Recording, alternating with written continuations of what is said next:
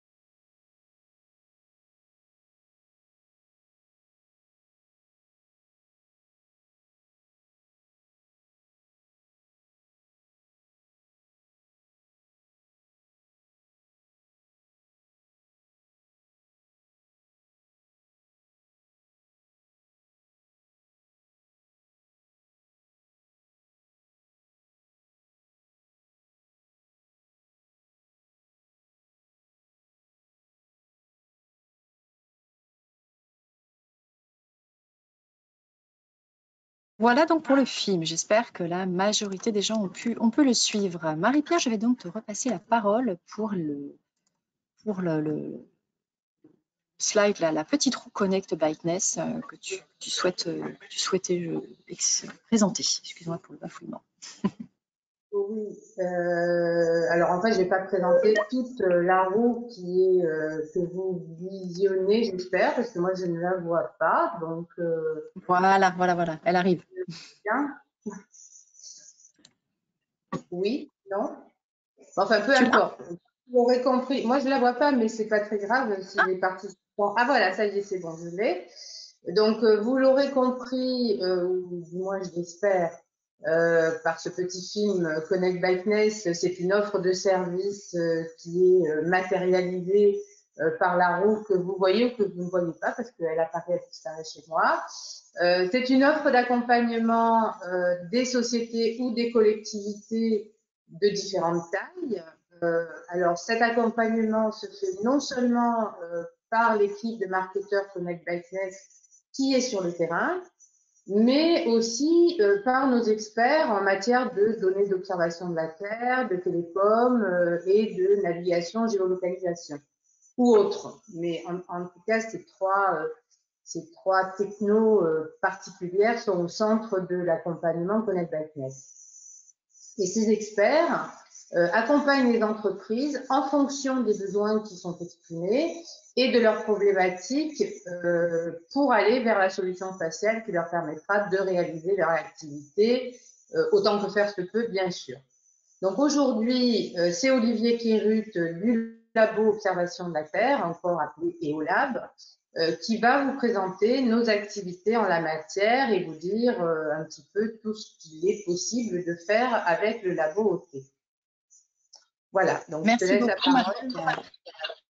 Marie-Pierre.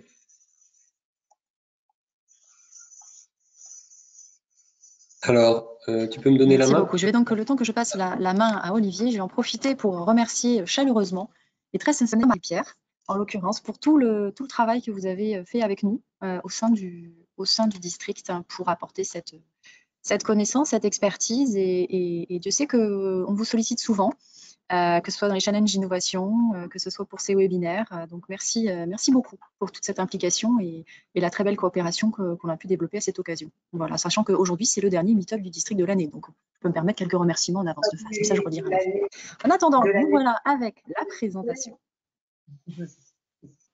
De l'année, de la saison, comme si on était des artistes, on aurait des saisons juste avant les grandes vacances. Ben voilà, moi j'aime bien cette idée.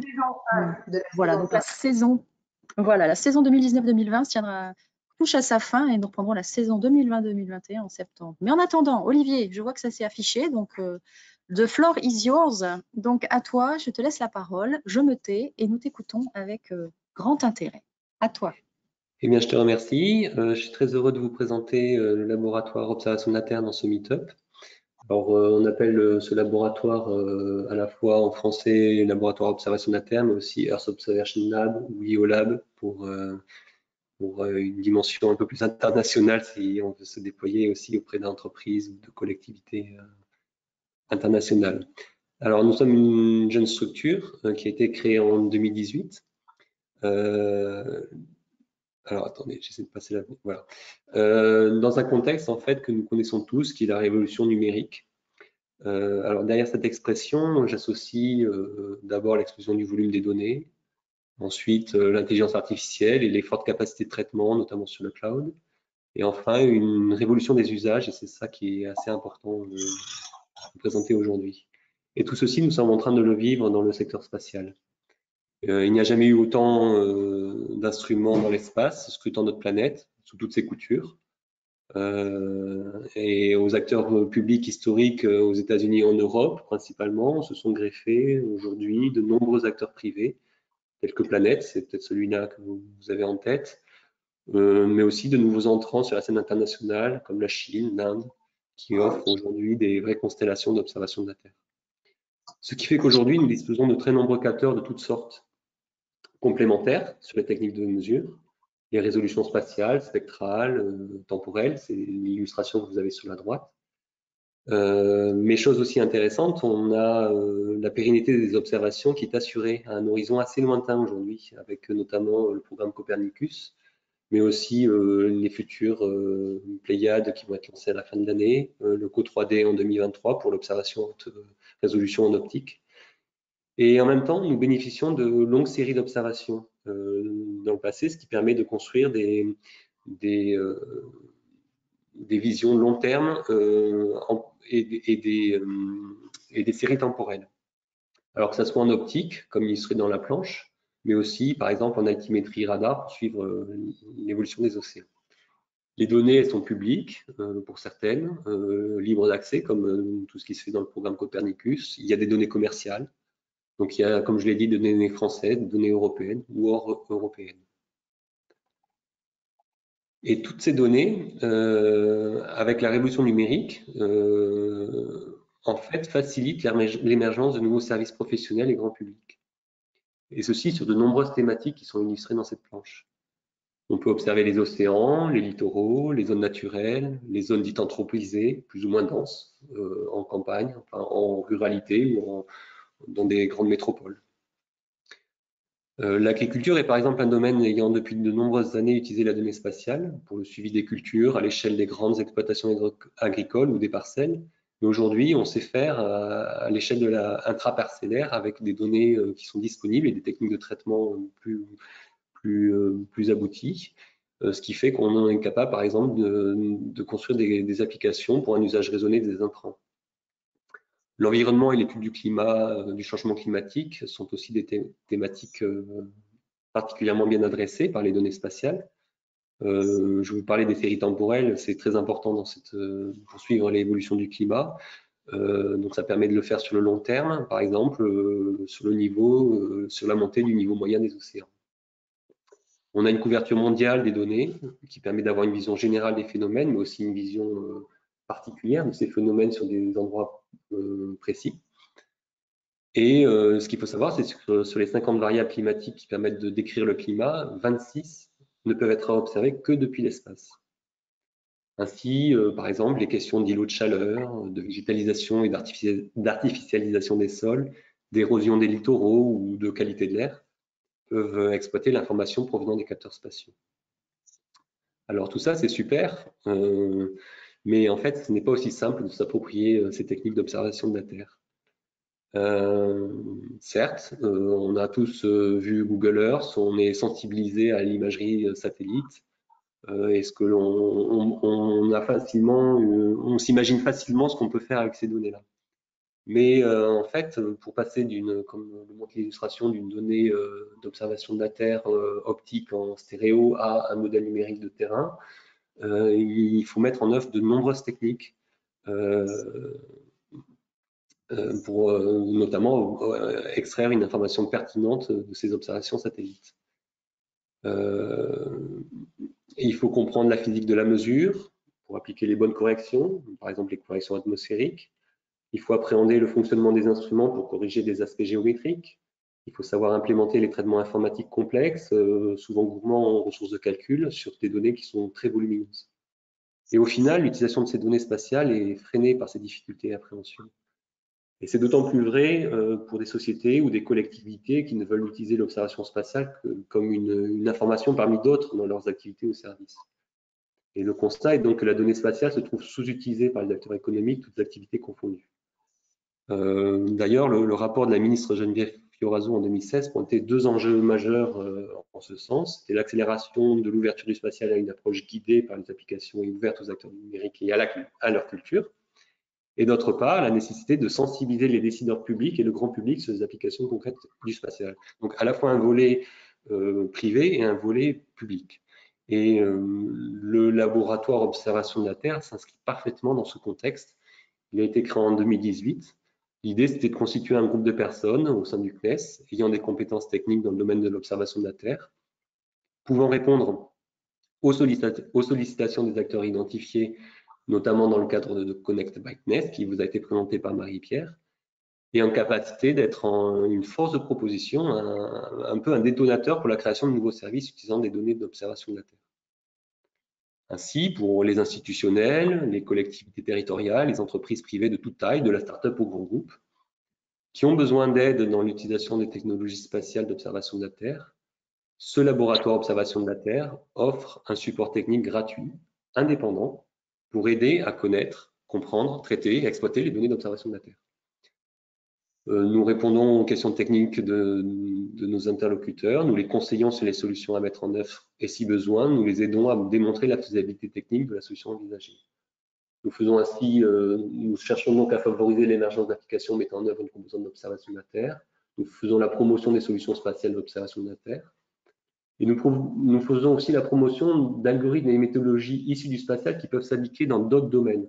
Je pense par exemple à de l'imagerie médicale qui peut s'inspirer aussi des méthodologies de traitement que nous mettons en œuvre. Alors, je dirais que la valeur ajoutée de ce labo, c'est son expertise technique sur un vaste ensemble de thématiques de l'observation de la Terre, que ce soit en radar, en imagerie, en sondage atmosphérique, en altimétrie, avec une connaissance qui va de la physique de la mesure jusqu'à l'algorithme de traitement, parce qu'on a un réseau d'experts au sein du CNES qui font les instruments, qui savent comment traiter la mesure. Et donc tout ça, c'est très pertinent pour accompagner les entreprises et les collectivités.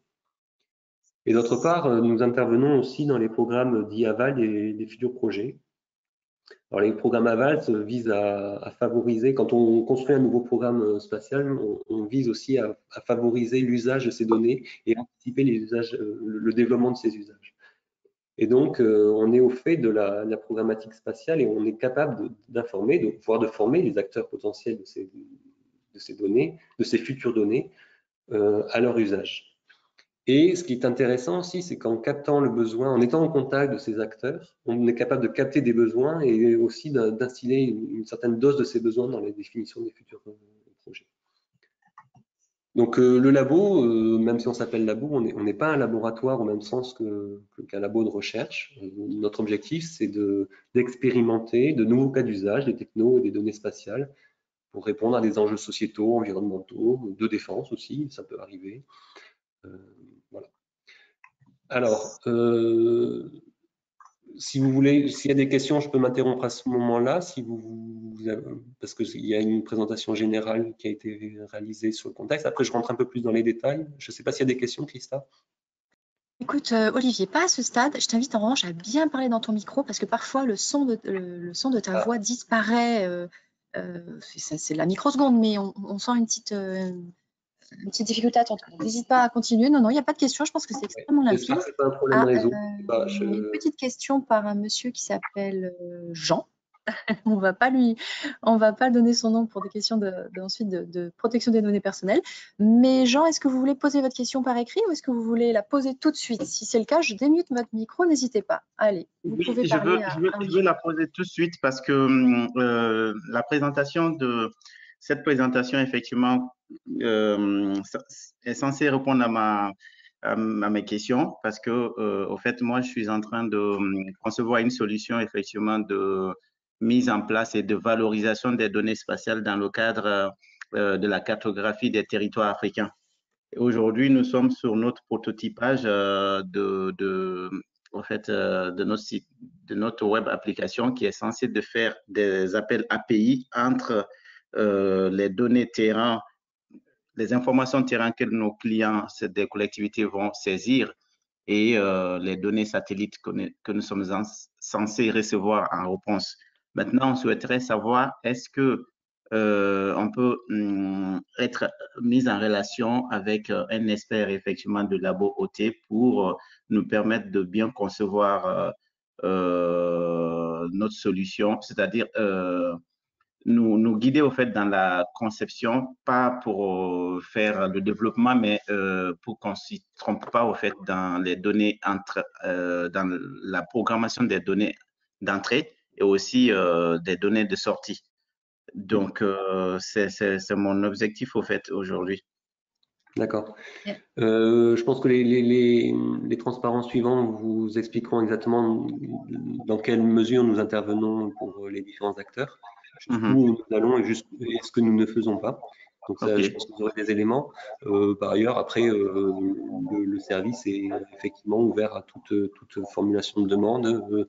Il faut savoir qu'il y a malgré tout un arbitrage aussi des nombreuses demandes que nous faisons sur le volume de temps que nous consacrons aux différentes demandes. C'est dans le mode de fonctionnement, il faut avoir ça en tête, mais tout acteur peut solliciter. Parce que nous, on doit soutenir Connect by CNES le mois à venir. Et du coup, il va falloir qu'on soit prêt. Donc, dans cette démarche, je souhaiterais effectivement avoir un rendez-vous avec un expert du labo pour bien préparer cela, si c'est possible. Et comment pourrais-je prendre un rendez-vous avec un expert? Alors généralement, Jean, il n'y a pas de souci pour envoyer un contact, soit vers moi, parce que moi, je vais les rediffuser. Et puis sinon, je pense que Olivier aura son adresse email de mentionner ou pas, mais en tous les cas, il n'y a aucun problème pour me contacter ou contacter Olivier et lui poser votre besoin de rendez-vous. Et je ne doute pas que vous aurez une réponse, sachant que si je vois bien l'extension de votre email, c'est des projets en effet qui vont être d'intérêt du CNES. Donc, il n'y a pas de souci. Je pense que vous aurez une bonne oreille sur votre question. En tous les cas, je vous remercie pour cette question. Et puis, avec plaisir. Et puis, voilà, c'est une question très intéressante parce que c'est du concret. Un besoin direct. Donc, Olivier, voilà, tu as déjà suscité l'engouement. Bravo et je te laisse continuer. Parfait. Bon, j'ai fini ma première partie qui est tenter de faire une sorte de pitch.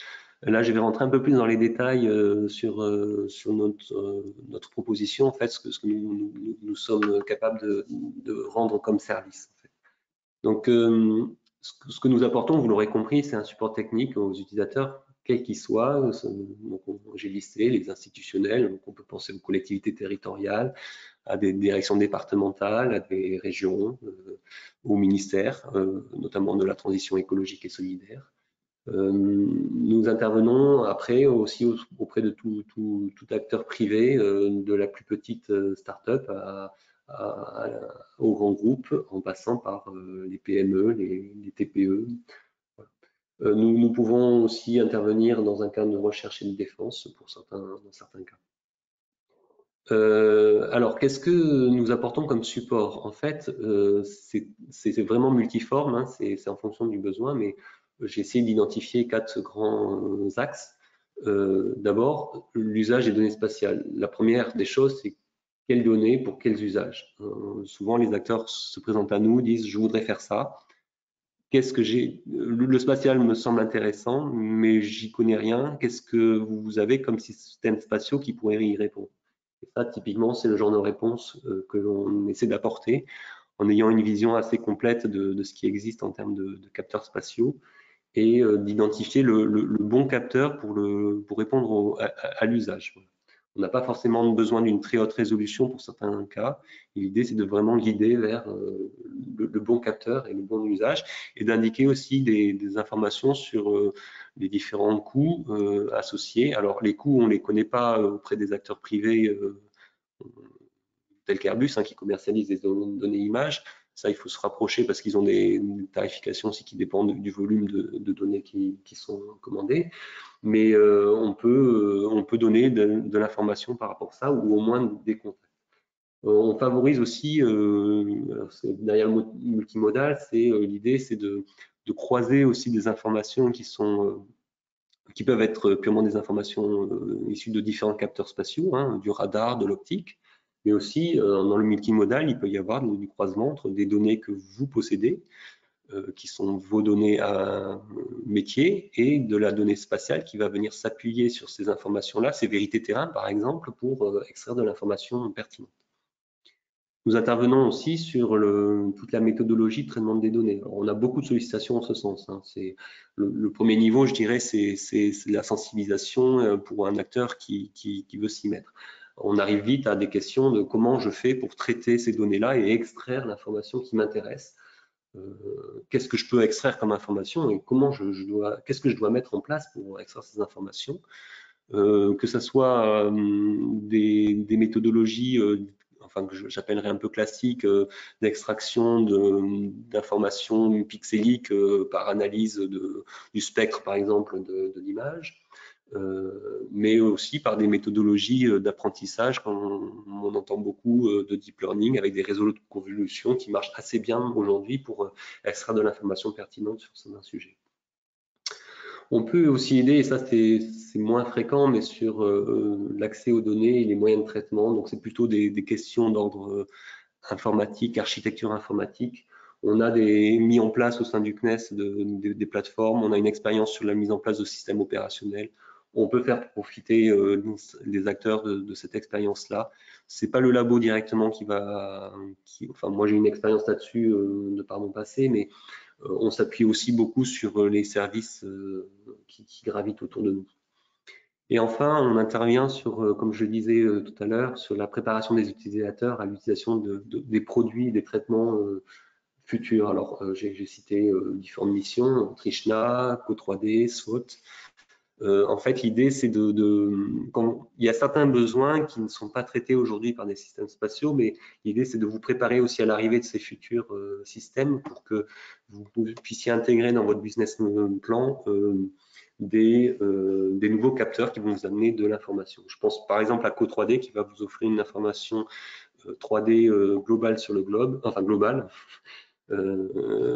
et annuelle. Donc ça, typiquement, c'est des choses qui peuvent être très pertinentes pour certains métiers, et donc on peut vous préparer à ça. Et notamment, en termes de préparation, c'est vous sensibiliser à ce qui est une donnée spatiale, enfin une donnée modèle numérique de surface issue du spatial, avec les capacités 3D que l'on a aujourd'hui avec du Pléiade, et qu'on aura demain de manière beaucoup plus généralisée avec Co3D.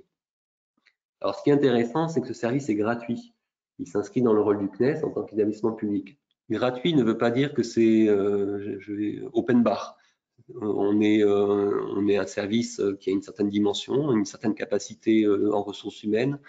Nous arbitrons aussi les demandes en fonction de leur pertinence, leur intérêt pour le labo en lui-même, pour progresser sur des thématiques, ou pour adresser des thématiques qui s'avèrent être communes à différents acteurs.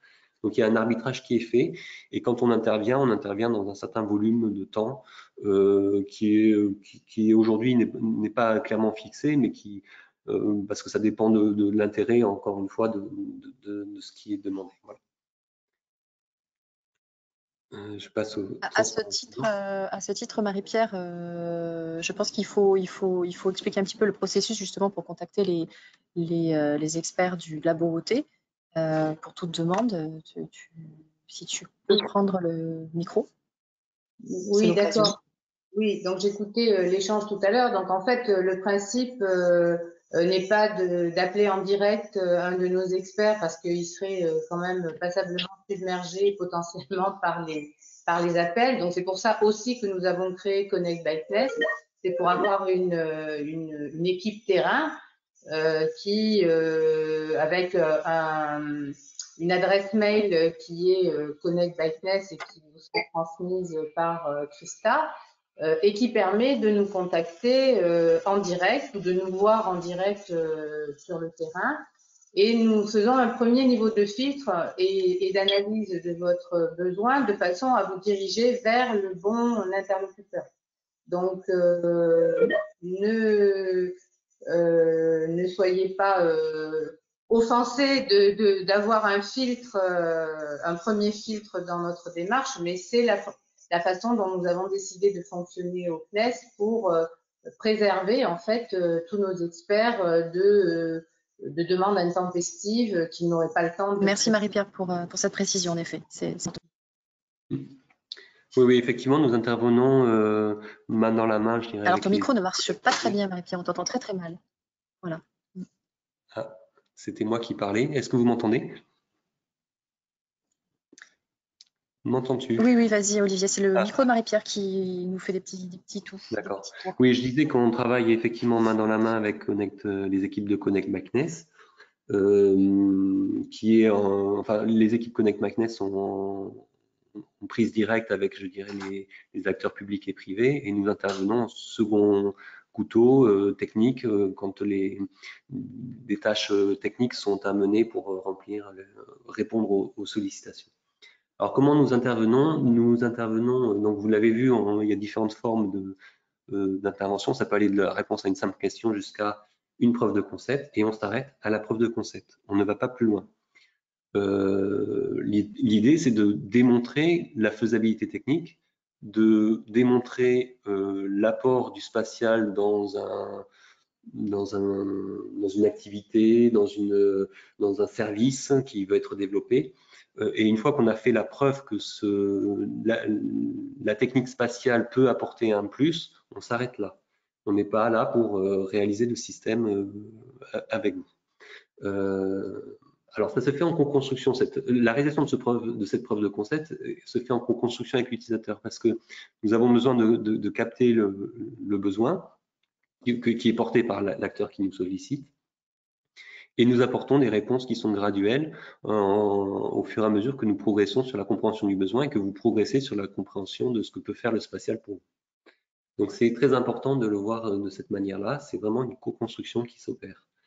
Nous pouvons aussi intervenir en formation pour expliquer. Nous avons des. Alors ça, je pense que Marie-Pierre dans sa roue avait la formation. Il y a une offre de formation qui est proposée par Connect McNess et nous intervenons notamment sur des formations en observation de la Terre.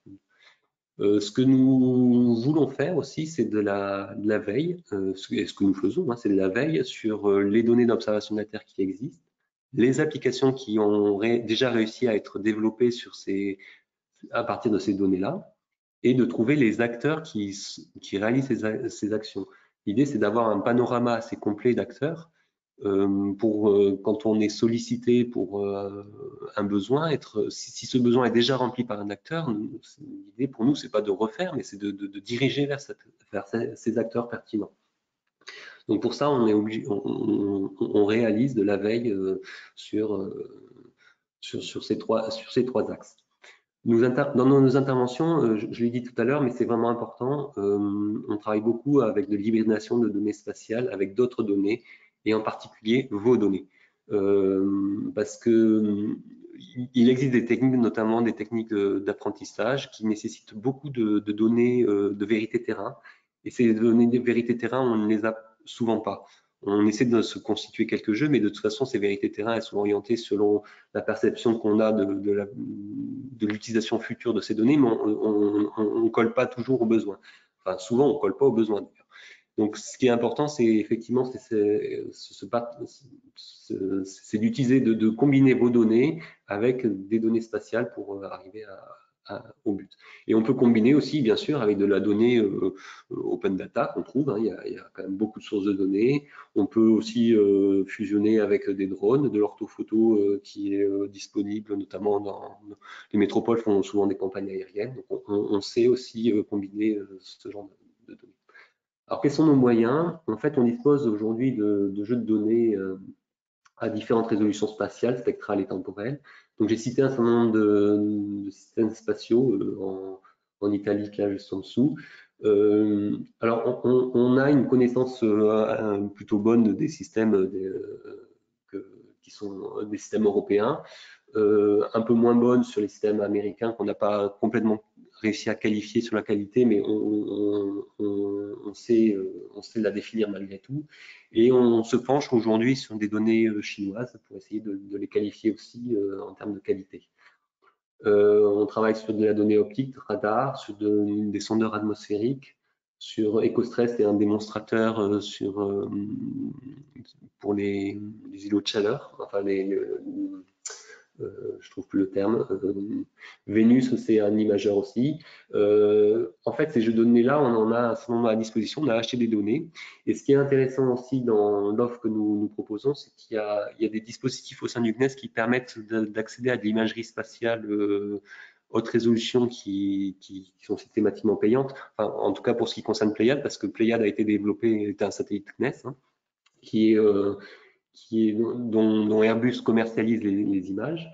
Et nous avons un dispositif qui permet d'accompagner la R&D privée et les institutionnels. Alors, je ne sais pas si dans l'Assemblée, il y a des gens qui viennent du public, enfin des institutionnels. Il y a tout un programme d'accompagnement qui permet d'accéder à de la donnée spatiale haute résolution Pléiade à des tarifs très avantageux, voire pris en charge par le CNES. Donc ça peut être intéressant si vous avez une idée de service et besoin de le prototyper avec de la donnée haute résolution. On peut acquérir quelques images. Alors c'est pareil, on a un budget qui est capé, hein, donc il faut rentrer dans l'enveloppe, mais quelques images permettant de démontrer la faisabilité, on peut acquérir ces images, vous les fournir pour un but uniquement de R&D, pas de commercialisation. La commercialisation, après, il faut construire le modèle économique où vous feriez l'acquisition de ces images auprès d'Airbus, par exemple. Nous disposons aussi de nombreuses briques logicielles qui sont issues des traitements que nous faisons pour les segments sol qui traitent les données spatiales. Donc en 2D, en 3D, nous avons des méthodologies en cartographie, en classification, détection d'objets. Enfin, vous verrez des exemples plus tard. Et ce qui est intéressant, c'est que nous avons aussi des moyens de calcul internes assez importants qui nous permettent de mettre en œuvre les prototypes, les preuves de concept quand on veut, on les fait. Et puis aussi, il faut savoir qu'il y a un programme qui s'appelle PEPS, qui est une plateforme à la fois de distribution des données Sentinel, mais aussi qui est capable d'héberger des services qui veulent se construire avant d'aller vers les DIAS, qui sont alors, je ne sais pas si vous êtes familier de tout ça, mais voilà, on peut aussi héberger temporairement des services qui voudraient accéder à la donnée et être colocalisés à côté des données pour éviter d'avoir des gros moyens de téléchargement. Alors, la typologie des supports, enfin, c'est de Camembert. Alors, ils datent un peu, mais je pense qu'ils sont toujours assez fidèles par rapport à nos interventions. À gauche, c'est plutôt les thématiques. À droite, c'est les types d'acteurs. Bon, vous voyez que les institutionnels représentent un bon tiers. Nous avons aussi des travaux liés à de la recherche. Et après, nous intervenons beaucoup auprès d'entreprises privées. Les secteurs sont assez bien répartis. Vous voyez que l'agriculture a, je dirais, une part assez limitée par rapport au potentiel du spatial. C'est parce qu'en fait, il y a beaucoup d'acteurs aujourd'hui qui sont matures aussi dans leur offre et on est moins sollicité. On a beaucoup de sollicitations sur des questions urbaines et environnementales, risque et défense aussi. Voici l'équipe. Alors on est en fait dans je ne sais pas si vous voyez ma souris, mais dans la partie haute, nous sommes aujourd'hui 5 chargés d'affaires avec des profils un peu différents. On a des origines, un passé au CNES un peu différent. Moi, je viens plutôt du développement de segments sol de missions en altimétrie, donc pour suivre les océans. Nous avons quelqu'un spécialiste en archéologie, et puis après des personnes qui sont très compétentes en physique de la mesure, en géométrie, en traitement d'images. Voilà. Et nous sommes accompagnés aussi par, alors ça, sur la partie haute, ce sont les gens qui sont à plein temps sur le labo. Les 3 personnes qui sont en bleu avec un dégradé vers le blanc, ce sont des personnes qui sont dans d'autres services, mais qui interviennent à un temps partiel chez nous, un temps partiel significatif. Je pense notamment à Isabelle qui réalise les cartes d'occupation des sols sur d'autres territoires que celui qui est fait en standard sur TIA. Je ne sais pas si vous le connaissez, la carte OZO. Orphée qui est un spécialiste en IA qui nous accompagne sur des traitements IA et qui est une vraie bonne ressource pour progresser sur ces sujets-là. Et en bleu beaucoup plus clair, vous avez des personnes qui interviennent au sein du laboratoire qui sont dans d'autres services et qui nous font le relais en fait avec ces services-là. Ce sont des services techniques qui fabriquent les instruments, qui définissent qui travaillent sur la physique de la mesure, qui définissent les algorithmes, qui définissent les méthodologies aussi pour exploiter ces données-là. Et donc, nous avons des relais. Et ce qui est intéressant, c'est qu'en fait, ce labo, c'est aussi le point d'accès pour vous auprès de cette communauté-là d'experts au sein du CNES et aussi au sein des différents laboratoires de recherche que nous avons en partenariat. Je pense par exemple au CESBio, au Legos. Voilà. Donc ça, c'est toute l'équipe. Nous avons aussi, alors le labo, il se matérialise sous la forme d'une salle hein, dans laquelle nous faisons les démos quand nous avons un circuit de visite, mais par rapport à vous, je pense qu'il est intéressant parce qu'effectivement, on peut faire des démos, on peut les faire pour vous aussi, mais on peut aussi dans cet espace vous accueillir pour mettre en place du travail avec certains experts, ça sera plus facile de les adresser. Alors ça, voilà, il y a des espaces, différents espaces qui permettent de favoriser les échanges. Et puis, ce que l'on voudrait faire aussi, c'est que les acteurs puissent présenter leurs activités au CNES.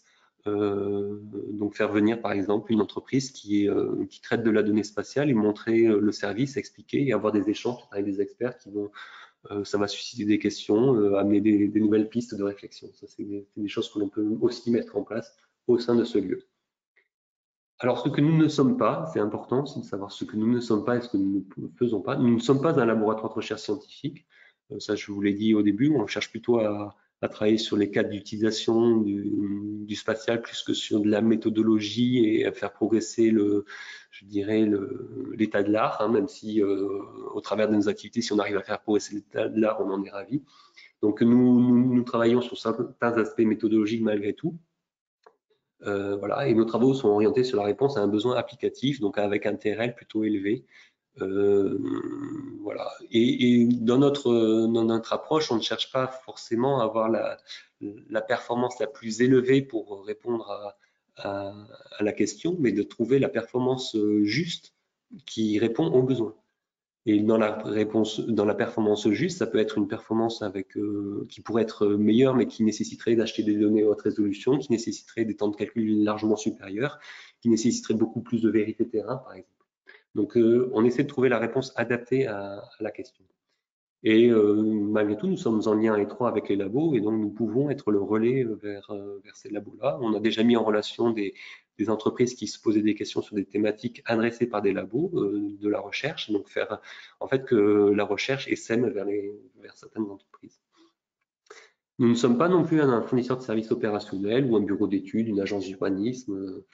Voilà, au-delà de la preuve de concept, nous nous arrêtons et l'acteur qui nous a sollicité devra soit développer en interne le service opérationnel, soit trouver un acteur qui portera ce service opérationnel. Et on peut vous aider à trouver des acteurs si nous avons en visibilité des acteurs qui savent faire des services opérationnels, nous pouvons vous aider à trouver l'acteur pertinent.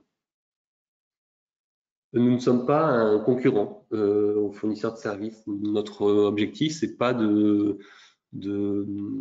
refaire ce qui existe déjà, d'offrir un service gratuit alors que certaines entreprises font de la prestation payante. Donc, nous sommes là pour accompagner l'usage, susciter l'intérêt pour la donnée spatiale et une fois que ça c'est fait, c'est encore une fois accompagner les acteurs qui savent faire pour développer leurs services. Et on peut aussi, dans le sens de nous ne sommes pas un concurrent, nous pouvons aussi accompagner les acteurs à progresser dans leur méthodologie pour fournir un service plus précis, plus pertinent. Alors, bien sûr, dans la mesure de nos compétences. Et nous ne sommes pas un service d'avant-vente des fournisseurs de services. Alors, on est souvent en relation avec des collectivités. On a une facilité à adresser ces acteurs-là, les collectivités, les institutionnels, mais on n'est pas là pour faire l'avant-vente. Alors, on va accompagner certains acteurs qui savent répondre à des problématiques de ces institutionnels, mais on garde une indépendance vis-à-vis de ces fournisseurs de services. Et notre objectif, ça n'est pas de construire un business model entre la collectivité et le fournisseur de service. Une fois qu'on a démontré que le fournisseur de service savait répondre à la question et que le spatial donc apportait une réponse pertinente, c'est l'institutionnel qui choisit ou pas de solliciter des services de ce fournisseur. Voilà. La dernière partie de ma présentation, s'il me reste du temps, je ne sais pas trop, c'est de donner des cas concrets de sujets sur lesquels on est intervenu. Après, je peux prendre des questions s'il y en a.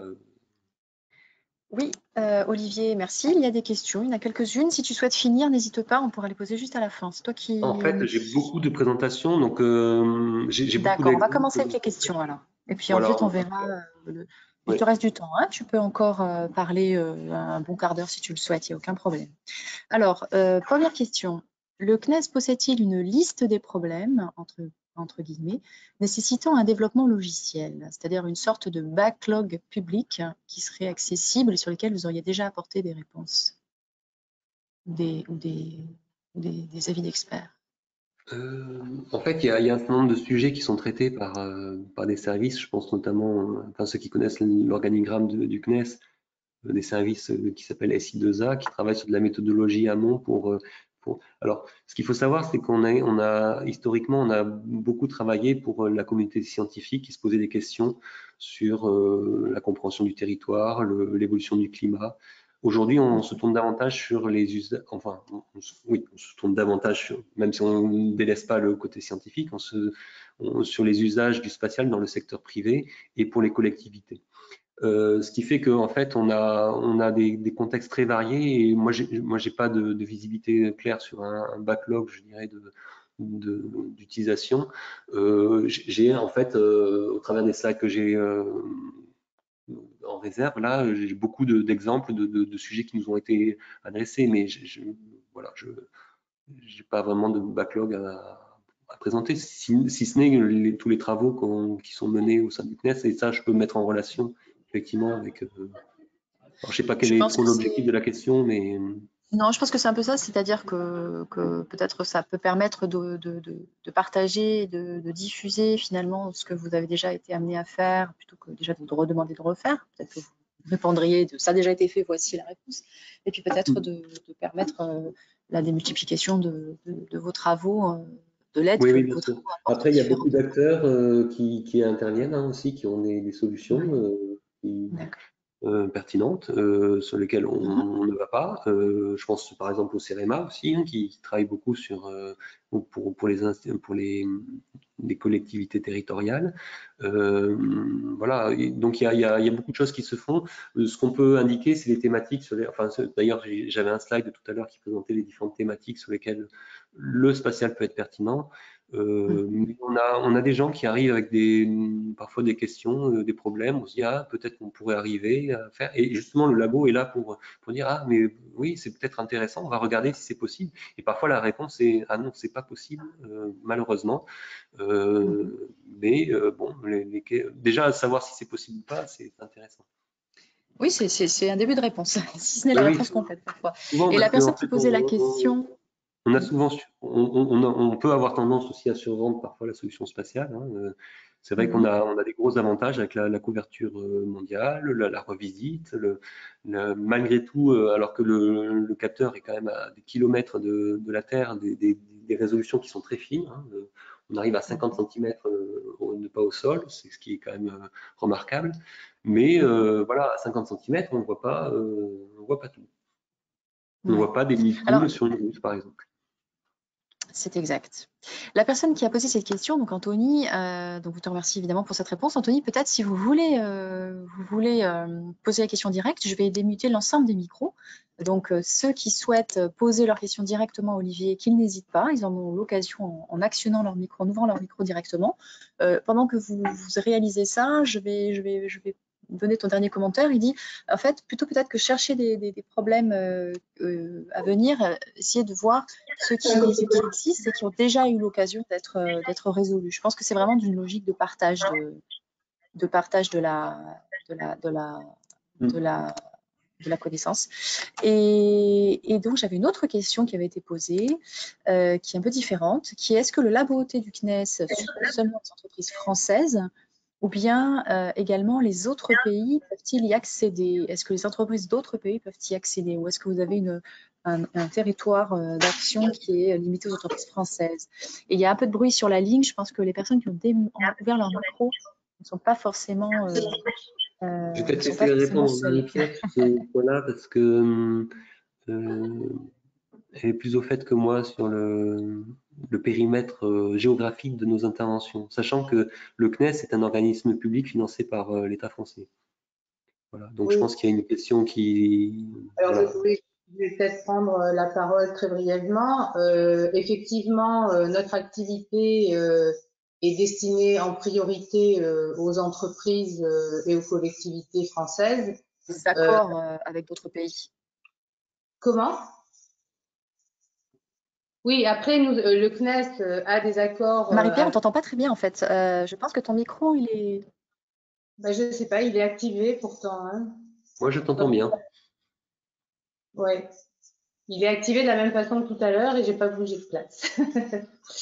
Bon, en tout cas, si tout le monde m'entend, donc je disais que nos activités sont destinées en priorité aux entreprises et aux collectivités françaises, mais en tant que CNES, nous avons des accords de partenariat avec de nombreux pays. Mais si vous voulez, on va plutôt aider des entreprises françaises qui vont vouloir partir sur l'export que des entreprises étrangères à proprement parler. Donc, on a quelqu'un chez nous dans notre équipe qui est très axé sur les activités à l'export. Donc, elle est joignable, mais voilà, c'est quand même en priorité un laboratoire du CNES qui est destiné à accompagner des entreprises françaises, mais pas que. Voilà. Vous m'avez entendu, j'ai l'impression de... Parfait, merci beaucoup Marie-Pierre. Écoutez Anthony, n'hésitez pas à poser la suite de votre question. Les micros sont ouverts, donc avant que Olivier ne continue, n'hésitez pas. Très bien, donc vous m'entendez là? Parfaitement. Ok, super. Bah, déjà, merci pour cette présentation. C'est vraiment cool tous ces webinaires. Et par rapport à mes questions, j'ai créé ma boîte là avec un ami il n'y a pas très longtemps. Et donc, bon, je reste très au courant de tout ce qui se fait en termes de challenge, Copernicus et Master et compagnie.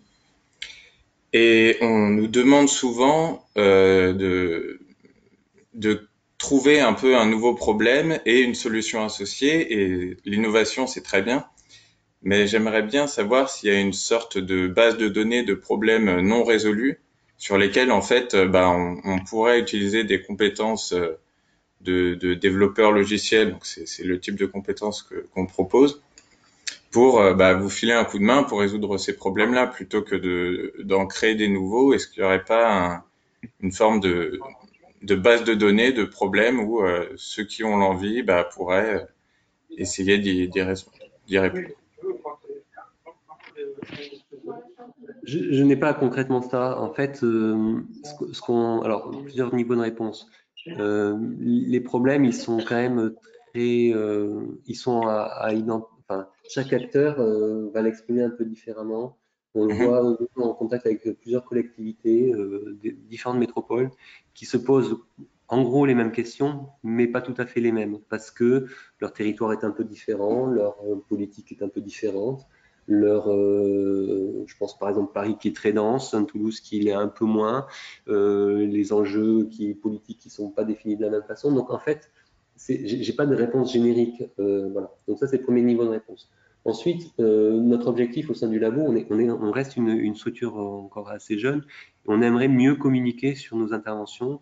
Donc on vise aussi à créer un site web où on pourrait montrer des exemples d'interventions. Et donc ça pourra susciter probablement des idées. Le dernier niveau de réponse, c'est qu'en fait, il faut la recherche scientifique travaille beaucoup sur des sujets qui sont d'actualité, intéressants. Mais ce qu'ils font, c'est qu'ils vont définir une méthodologie, un état de l'art qui permet de répondre à un problème posé, mais ils vont le faire sur un territoire donné. Et un territoire souvent un peu limité, parce que limité par le temps qu'ils peuvent y consacrer, les ressources informatiques qu'ils peuvent y mettre. Et je pense s'inspirer de thématiques portées par la science et de les mettre à l'échelle d'un territoire, ça a du sens. Donc il faut piocher dans les articles scientifiques. Je pense qu'il y a beaucoup de sources d'informations. Si on prend l'agriculture, par exemple, il y a beaucoup de choses qui se passent. Alors, ce qu'il y a, c'est que le marché est quand même très concurrentiel, mais tout ce qui est, je dirais, Smart City, aussi, enfin, tous les enjeux COP21 sont vraiment, enfin, je vous le disais tout à l'heure, il y a sur les 56 indicateurs de changement climatique, 50, pardon, il y en a 26 qui sont mesurés que depuis l'espace. Donc, voilà, regardez quels sont les objectifs COP21. Les villes ont besoin de se préparer au changement climatique. Donc, il y a beaucoup de thématiques autour de ça. D'accord. Voilà. j'ai pas de recette en fait voilà. Mais Non, mais c'est une bonne idée ce que vous avez dit. Donc, l'idée, ce serait un peu de voir les bonnes idées qui ont démarré mais qui se sont arrêtées parce qu'elles ont répondu aux problèmes local, et puis réfléchir à les étendre à une échelle nationale, voire internationale. oui, après, il y a beaucoup d'acteurs qui, en fait, n'ont pas conscience de l'apport du spatial. Donc, il y a des entreprises qui se montent aussi, qui vont chercher ces acteurs, qui les sensibilisent à l'utilisation des données. Il n'y a pas que nous, hein, il y a aussi des acteurs privés qui le font, qui vont dans la démarche qui identifient un marché, se disent là, ça peut être pertinent, et puis qui justement, dans cet esprit de co-construction, vont capter du besoin et dire, ah, attendez, le spatial, ça va pouvoir y répondre, je vais y travailler. Enfin, voilà, ça se fait. Il faut vraiment le voir aussi sous un aspect co-construction, c'est-à-dire identifier le besoin et travailler sur la réponse adaptée à ce besoin qui se fait avec du spatial, mais aussi avec d'autres données. Et donc, c'est souvent la pertinence qu'on peut apporter sur les autres données qu'on va combiner avec la donnée spatiale pour répondre parfaitement aux besoins et aux justes besoins. Ok, super. Merci beaucoup. C'est clair. Après, Merci. si vous avez, concrètement, si vous avez une idée de, voilà, je pense que là, j'ai un marché, j'ai des clients, j'ai fait une analyse, ça me paraît pertinent. Le spatial peut-il m'aider? Je sais pas trop. Là, la question, elle peut être posée au CNES, et même le CNES peut vous dire si votre potentiel marché est là, hein. Enfin, dans les équipes de Marie-Pierre, il y a des gens enfin, d'ailleurs Marie-Pierre, hein, il y a aussi Véronique de la Casa qui est capable de vous dire si la pertinence de votre modèle économique par rapport à ça. D'accord. Et si on est plus tôt que ça dans le développement d'entreprise, dans le sens où là, moi, je travaille encore pour Ariane Group. Donc, c'est vraiment la boîte a été créée pendant le confinement, parce que j'ai réfléchi à l'intérêt de mon quotidien, et donc j'ai envie d'agir pour le dérèglement climatique plutôt. Donc, on est encore très très tôt dans l'entreprise. Est-ce que le CNES, la branche Connect justement, peut apporter un encadrement pour nous aider vraiment très très tôt dans l'entreprise, c'est-à-dire même sans un business model très structuré, sachant qu'on a surtout une volonté là d'être agile et de s'émanciper de toute cette inertie documentaire qui a tendance à freiner justement les gros groupes dans lesquels on a travaillé. Marie-Pierre, tu veux répondre? Voilà, soit Marie-Pierre, sinon je apporterai un élément de réponse aussi. Oui, en fait, le fait que vous soyez extrêmement nouveau dans le dispositif, nous, on a un modèle d'accompagnement qui peut vous permettre d'être incubé. Alors aujourd'hui, le sujet, c'était pas de développer ce qu'est Connect by CNES et comment on accompagne les startups. Hein. Le sujet, c'était le labo observation de la Terre. Donc, si vous êtes dans Ariane Group, je pense que vous êtes un petit peu familier quand même déjà, non, de Connect by CNES et de l'offre Connect. Je sais qu'il y a Ariane Works et puis tout leur pôle innovation, mais en effet, si c'est pas le sujet, on peut continuer ça. Voilà. Ailleurs. De toute façon, il y a un dispositif effectivement d'accompagnement. Il y a des incubateurs qui sont là pour ça. Dans l'hypothèse où vous intégrez un incubateur du spatial, vous avez effectivement accès à un accompagnement technique dans le cadre de l'incubateur. Donc voilà, il y a des dispositifs qui existent et qu'il faut creuser avec vous en fonction de la maturité de votre projet aussi, parce qu'on ne peut pas partir de zéro. Il faut que vous ayez un projet, que vous puissiez démontrer que votre projet est intéressant et viable avant même d'aller plus loin dans une incubation ou un accompagnement précis. D'accord. Donc c'est pas seulement basé sur les compétences qu'on peut fournir, c'est aussi sur une idée interne. Alors, tout ce qui est lancement de start-up, accompagnement à la croissance de l'entreprise, définition des modèles économiques, de l'offre de valeur, etc., au-delà de l'aspect purement technique, hein, qui est une seule partie du lancement de l'entreprise. On a chez Aerospace Valley, comme d'autres pôles, mais nous, on a la spécificité d'être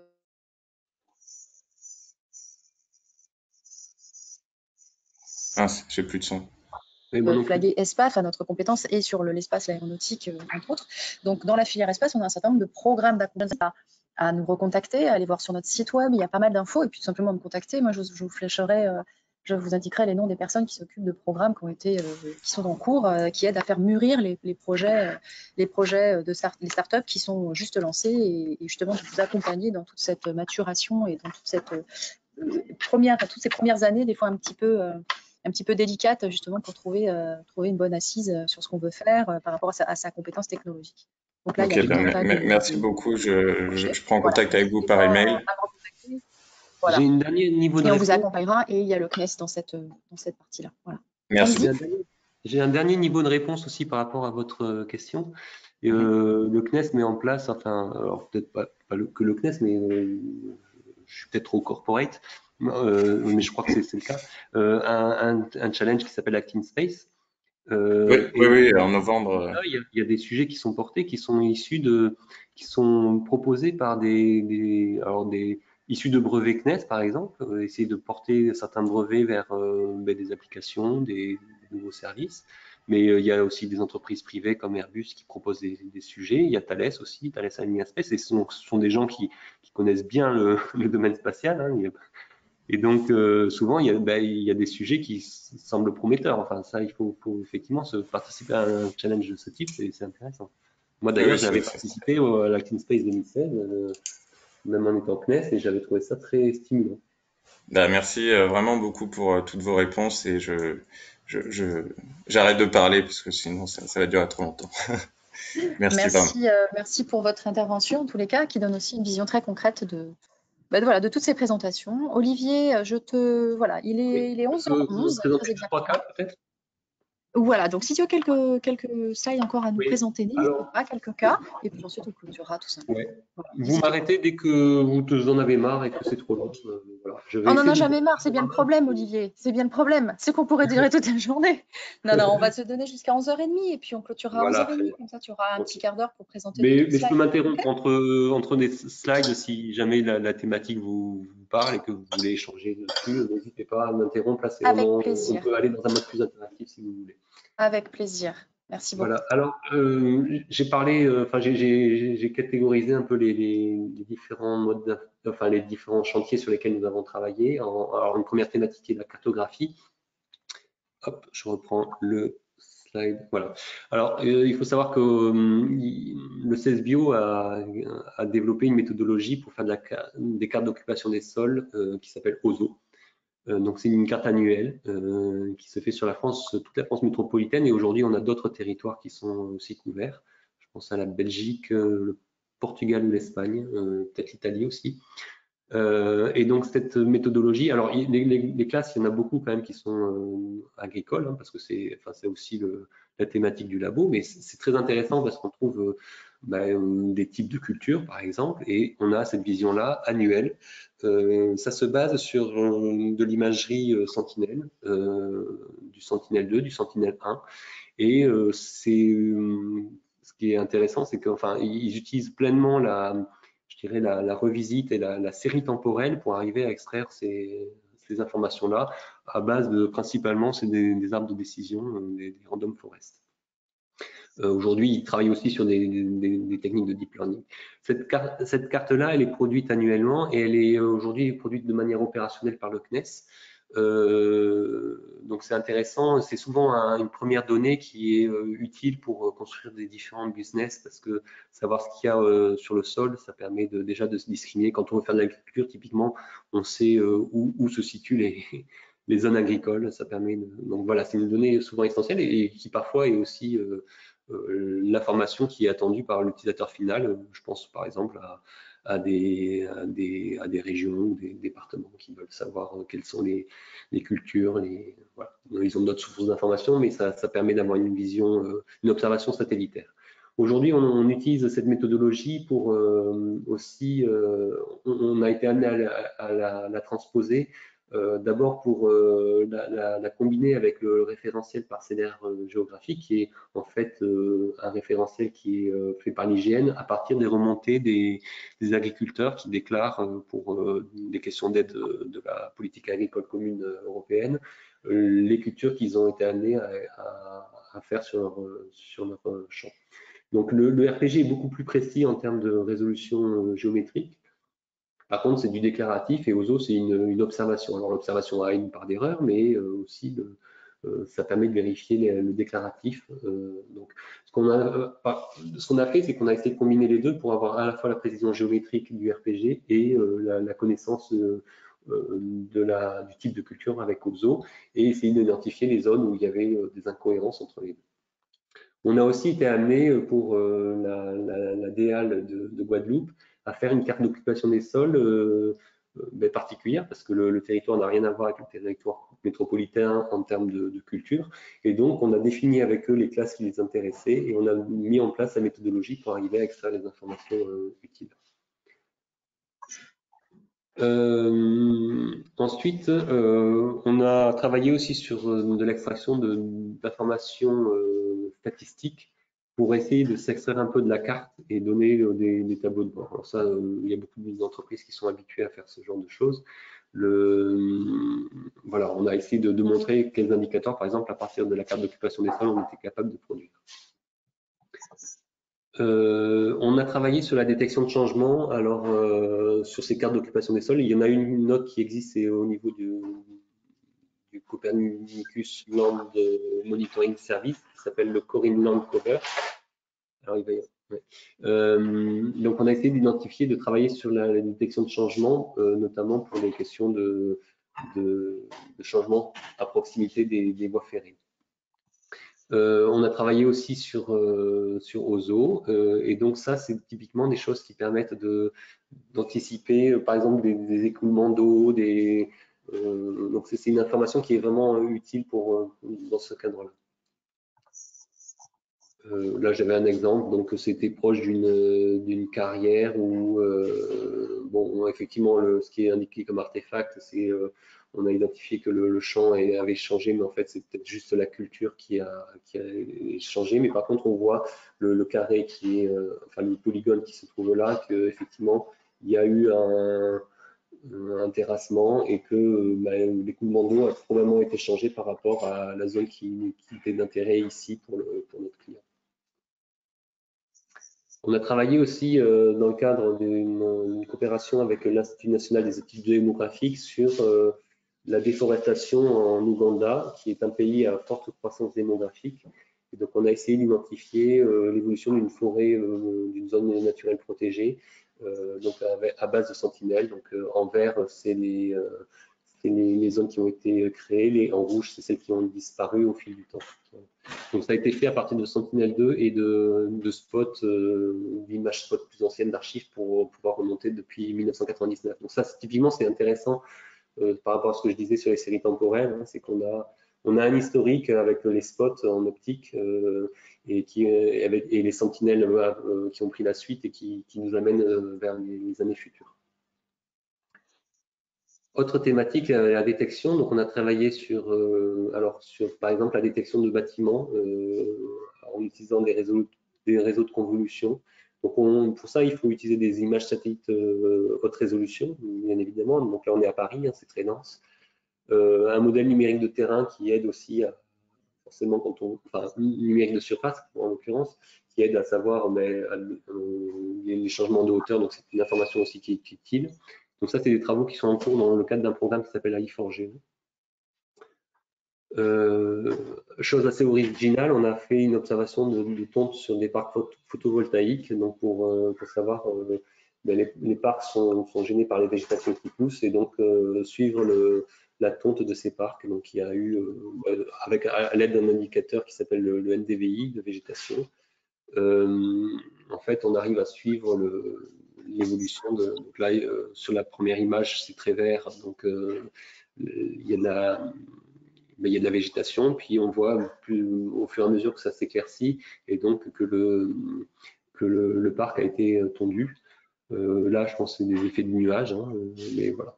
Donc ça permet de calculer des indicateurs. Donc là, typiquement, pour illustrer les modes d'intervention, on a fait la démonstration qu'avec un indicateur NDVI, puis je crois qu'il y a un petit apprentissage qui a été fait, on arrive à aboutir à répondre aux besoins et on a transféré ça à l'acteur qui a décidé de le mettre en œuvre en interne.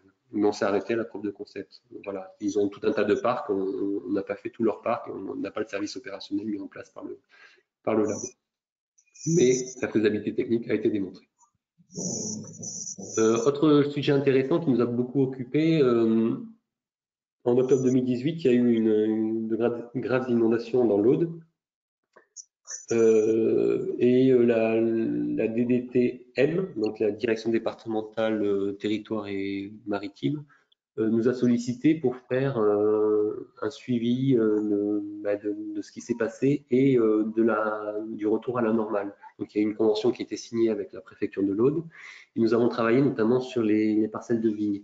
Donc si on regarde les zones qui nous intéressent, en fait, avec le spectre des différents points, on a beaucoup de parcelles qui sont revenues à la normale. Donc là, on a l'événement, le creux, c'est l'événement, la baisse du LDVI sur les différentes parcelles au moment de l'inondation. Donc là, effectivement, une grosse baisse. Et beaucoup de parcelles sont revenues à la normale après un certain temps, et puis d'autres sont restées avec un indice assez bas. Et donc ça a été fait avec du Sentinel, tout simplement. Donc ça a permis de cartographier en fait les zones touchées, notamment le long des cours d'eau. Une fois qu'on a identifié, je dirais, au niveau de la parcelle, ce qui a été impacté, ce qui nous a été demandé, c'est ah oui, mais très bien, mais à l'intérieur de la parcelle, est-ce que tout a été impacté ou c'est simplement une petite zone ou une grande zone? Donc là, on a essayé de travailler notamment pour les vignes, hein, parce que les vignes sont une culture très importante pour l'Aude, à identifier les zones impactées à l'intérieur des parcelles de vignes. Et pour ça, on a été obligé d'utiliser de l'imagerie haute résolution Pléiade pour identifier les rangs de vignes et identifier les rangs de vignes abîmés et les rangs de vignes intacts. Donc c'est là où on voit bien la distinction entre la résolution du système spatial dont on a besoin pour répondre à une question. On aurait pu directement aller sur du Pléiade pour dire, ben voilà, les parcelles endommagées, c'est celle-ci, mais déjà avec du Sentinel-2 qui est gratuit, on arrive à avoir un premier niveau d'information qui est pertinent. Après, si on veut aller plus loin, on peut regarder d'autres systèmes, on peut regarder d'autres techniques pour extraire l'information. Sachant que pour extraire l'information là, il a fallu faire apprendre une IA, ce qu'était une vigne intacte d'une vigne endommagée, avec des artefacts, par exemple, sur le fait que certaines parcelles bio sont enherbées. Enfin, il y a tout un tas de... Et donc là, il y a vraiment du travail à mener pour arriver à aboutir à un résultat satisfaisant, sachant que l'objectif n'est pas d'avoir une vérité absolue, mais d'avoir une tendance qui permet après aussi à la DDTM d'avoir des indicateurs et d'avoir aussi la possibilité de contrôler la réalité terrain sur les zones qui nous paraissent pertinentes d'aller voir. Voilà, ça c'est notre illustration. Voilà, donc là on voit à l'œil, on a l'impression qu'on le voit. Enfin, je ne sais pas si vous voyez ma souris, hein, mais là ça semble dégradé. Effectivement, c'est noté par l'IA. Bon, ça je vais passer. Il y a eu une fuite d'hydrocarbures hein, sur pipeline. On peut arriver en discriminant avec toutes les bandes de fréquences Sentinel-2 par exemple. On arrive dans certaines bandes à identifier que c'est des hydrocarbures et non pas un champ labouré ou une forêt qui, quand on le regarde à l'œil, enfin en couleur RGB, semble être identique. Autre sujet intéressant sur les décharges illégales. Donc ça, c'est des sujets qui sont intéressants pour les métropoles, par exemple, parce que l'amoncellement de déchets a tendance à favoriser l'accroissement de ces déchets sur ces zones-là. Donc l'objectif, c'est d'identifier les décharges illégales et pour arriver à les résorber. Je ne sais pas quel est le bon terme. Donc on a fait pareil, on a regardé les différents systèmes spatiaux qui existaient à différentes résolutions, du Sentinel, du Spot 6.7 qui est un peu plus résolu que le Sentinel, mais qui n'est moins que le Pléiade. Et bon, il s'est avéré qu'il fallait utiliser du Pléiade pour ça. On a mixé aussi avec de l'imagerie orthophoto pour avoir des vérités terrain. Donc Toulouse Métropole, typiquement, dispose tous les 2 ans d'une couverture du territoire en imagerie à 5 ou 10 cm. Donc ça nous a permis de faire des vérités terrain parce que même à l'œil, là, des fois, on a du mal à dire si c'est des déchets ou des vrais objets, enfin, des véhicules ou des choses qui ont lieu d'être. Donc voilà, on a fait ça. Et puis après, on travaille aussi sur l'impact, je dirais, de ces décharges sur l'environnement, avec des écoulements, par exemple, vers des rivières ou des choses comme ça. Donc ça, on peut utiliser la carte d'occupation des sols typiquement mixée. Et donc on voit bien au travers de cet exemple le mélange des données qui est intéressant de faire pour arriver à répondre à la question. Voilà un exemple d'illustration. Et je vais passer plutôt pour vous présenter. Alors les embâches, je vais passer parce que c'est le même type. Et en 3D, donc on travaille, voilà, ce qui est intéressant avec la 3D, bon, quand on essaie de trouver les changements sur une image comme ça, par rapport à une autre image, c'est assez compliqué parce qu'il faut travailler sur la radiométrie, identifier ce qui a changé, sachant que d'une prise à une autre, la radiométrie change parce qu'on n'est pas à la même saison, on n'est pas à la même condition d'éclairement, de la scène. Voilà. Par contre, si on a une image stéréo et qu'on reconstitue une scène 3D comme celle-ci et qu'on la compare entre deux dates, en fait, le changement, c'est une variation de hauteur. Donc, la difficulté pour arriver à un MNT est réelle. Il faut mettre en œuvre des algorithmes qui sont complexes, mais dont on dispose au CNES et qu'on va mettre en open source, notamment dans le cadre du projet en vue du programme CO3D. Et une fois qu'on a cette donnée-là, en fait, qui est intéressante, la comparaison en Internet est beaucoup plus facile. Et à titre d'illustration, on a fait, par exemple, le suivi des silos d'hydrocarbures, je crois, dans une zone. Donc, il faut savoir que la surface en haut alors, je sais pas si ça s'appelle un silo, de la citerne, et flotte sur l'hydrocarbure. Et donc, en mesurant la variation de hauteur de cet élément qui flotte, on arrive à en déduire à quel niveau cette cuve est remplie. Voilà des exemples. En fait, j'ai réussi à tout caser. Voilà, j'ai même 5 minutes pour vous écouter vos questions. Là, l'illustration que j'ai passée rapidement, c'est l'illustration de ce que je disais juste avant. Donc, on a une première image là où on voit, on voit l'œil, hein, il y a un chantier. Image suivante, il y a des choses qui se construisent. Bon, pour identifier de manière automatique ce qui s'est construit à partir de cette image en RGB, c'est pas évident. Si on passe sur du modèle numérique de surface, on a, alors ça c'est la même image, mais on a mis en fond, on voit ce qui est en rouge et ce qui a changé. Alors il y a du bruit, hein, parce qu'il y a, malgré tout, il va falloir seuiller par rapport au niveau du changement, parce que la mesure est bruitée, mais tout ce qui est au-dessus d'un seuil, on voit que c'est des bâtiments qui sont construits. Donc il y avait celui-là, par exemple, je ne sais pas si vous l'aviez vu rapidement à l'œil nu, oui, ça se voit. Mais bon, il y en a un autre ici. Voilà. Bon. Donc c'est une technique qui est assez intéressante aussi et qui mélangée, enfin la 3D mélangée avec d'autres sources de données permet d'obtenir des informations aussi, notamment pour la compréhension des espaces urbains. Est-ce qu'il y a des questions? Merci beaucoup Olivier. Écoute, c'était passionnant. Je te remercie beaucoup. Ça vraiment nous a donné, je pense, une bonne visibilité sur une bonne compréhension de ce que vous aviez été amené à faire, de ce que vous faites. Je ne vois pas de questions s'afficher pour le moment, mais ça ne veut pas dire qu'il y en aura. Il y a des remerciements qui arrivent sur mon outil. Et écoutez, je vais, sauf s'il y a des questions qui doivent être posées, c'est tout à fait possible puisque les micros, je les ai ouverts. N'hésitez donc pas à placer votre question maintenant. Sinon, nous allons clôturer ce meet-up. Et je tiens donc à laisser la parole un tout petit peu avant la fin à Christelle Astor-Gilpin qui dirige le programme Connect by CNES. Christelle qui voulait faire une petite précision, apporter un autre éclairage sur le soutien aux startups. Donc Christelle, si tu es toujours avec nous, eh bien la parole est à toi. Et si ton micro est évidemment ouvert, mais normalement oui, donc n'hésite pas.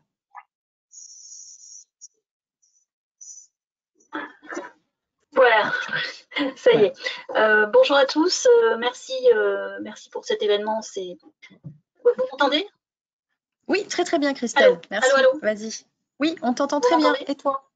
Oui. Ah, parfait. Très bien, je vous entends très bien aussi. Très bien, oui, merci à tous pour cette belle présentation et puis ce dynamisme. Je voulais juste compléter très rapidement par rapport à la question de la personne donc, qui est en train de monter sa start-up, qui actuellement est encore chez Ariane Group. Par rapport à tout l'accompagnement spatial dont vous avez parlé, et je ne vais pas revenir là-dessus, je pense que c'était très complet. Je voulais juste préciser une petite chose. Le CNES est également en partenariat donc avec la French Tech Centrale, donc présent à Station F. Et en fait, dans ce cadre, il fait partie en gros d'un accompagnement de l'ensemble du service public pour aider effectivement les startups à monter leur société. Et ce que je veux dire par là, c'est qu'au-delà de la technicité un peu spatiale dont on a parlé, il y a du coup à la French Tech Centrale, avec les autres services publics, peut-être d'autres sources d'accompagnement plus proches je dirais, de la création dans l'absolu d'une société. Et là, vous pouvez rencontrer très facilement les gens, par exemple, de l'INPI pour tout ce qui est protection, intellectuelle ou de l'URSSAF, voilà. Donc, n'hésitez pas également soit à nous contacter nous, soit aller sur le site de la French Tech Centrale, mais il y a cet accompagnement-là qui est plus de technique, quoi, il y avait aussi la CCI, il y a pas mal de gens. Voilà, c'était tout pour moi. Merci beaucoup Christelle pour cette précision très importante puisqu'en fait c'est vrai que des acteurs qui soutiennent le développement des startups ou en tout cas leur croissance, il y en a, mais c'est vrai que c'est important de bien les cibler par rapport à votre ambition et à votre degré d'avancement et de maturité. Merci beaucoup à vous tous et alors je vais vraiment profiter pour vous remercier chaleureusement, chers acteurs du CNES et l'institution plutôt. C'est vrai qu'on vous a fortement sollicité pour ces meet-up au niveau du district. Le district qui est un accélérateur, comme je le disais, de jeunes entreprises innovantes porté par le pôle Aerospace Valley. Et c'est vrai que nous avons eu vraiment le plaisir de vous accueillir et d'entendre présenter les différents outils que vous mettez à disposition des jeunes entreprises innovantes. Donc un très chaleureux et très grand merci. Et puis comme c'est le dernier meet-up de la saison 2019-2020, chère Marie-Pierre, je te remercie tout particulièrement parce que tu as été toujours présente. Tu as su être de bons conseils. Donc voilà, je te remercie également personnellement pour ton implication. Je ne vais pas dire chers auditeurs, même si je suis une grande fan de la radio, mais chers participants, on va clôturer. Je vous invite à envoyer vos éventuelles questions qui n'auraient pas trouvé réponse, vos différentes sollicitations pour l'accès à laboratoire du CNES, eh bien écoutez, à l'adresse de Connect by CNES, comme vous l'a précisé Marie-Pierre. Et si vous souhaitez me contacter Aerospace Valley ou le district, eh bien vous avez également mon email. Je vous souhaite une très belle journée. Je vous dis à très bientôt. Et en tout cas, à septembre pour la reprise des meet-up du district. Et entre-temps, je vous souhaite d'excellentes vacances et des belles périodes pour tirer bilan, action, préparation de la saison qui arrive. À très bientôt et encore une fois, un grand merci à tous. Merci. Au revoir. Merci à toi, Christelle. Au revoir. Au revoir. Merci.